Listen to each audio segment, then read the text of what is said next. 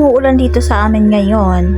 Dahil nga wala kami magawa ngayon, tamang pakyut lamang sa camera. At habang nagpapakyut tong anak ko ay nakaramdam ng gutom si Buntis. Dahil merienda time na, ay pumunta na naman si Buntis sa kanyang double door na ref. At dahil nga walang laman ito, hindi pa rin siya tumigil sa paghanap ng pagkain. At dahil no choice siya at wala talagang laman yung kanyang ref, isinara na lang niya.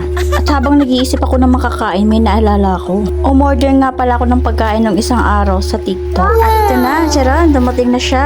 At ngayon, mag-unboxing tayo. At ito na, nakuha ko na yung isa. At syempre, kukuhanin pa natin yung isa dahil naka-buy one take one sila.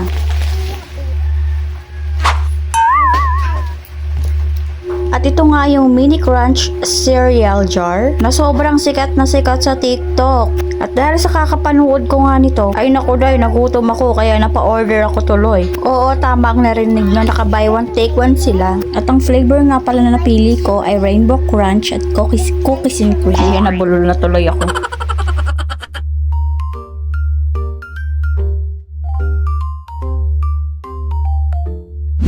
Ito nga yung isang flavor na Rainbow Crunch. Sobrang lutong nito be at sobrang sarap be, promise. Kung hindi nyo pa nito natitikman ay nako, wag na kayo magpahuli pa dahil naka-buy one take one sila at sobrang mura pa. Dahil kanina pa tong hingi-hingi na yung anak ko ulit, pinabigyan ko na rin siya. At ito naman yung isang flavor na Cookies and Cream. Ayan na naman tayo. Marami silang flavor at ito talaga yung nagustuhan. Pinatikim ko na rin dito sa batang to at kanina pa abang ng abang.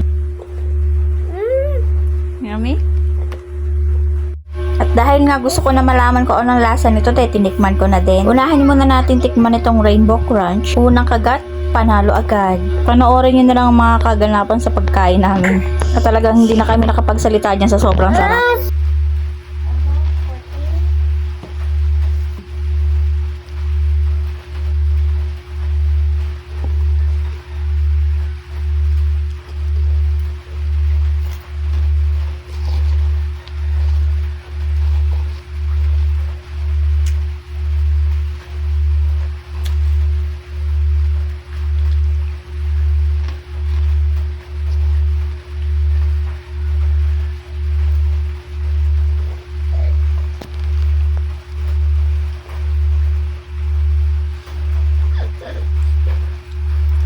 Sunod naman natin tikman itong Cookies and Cream.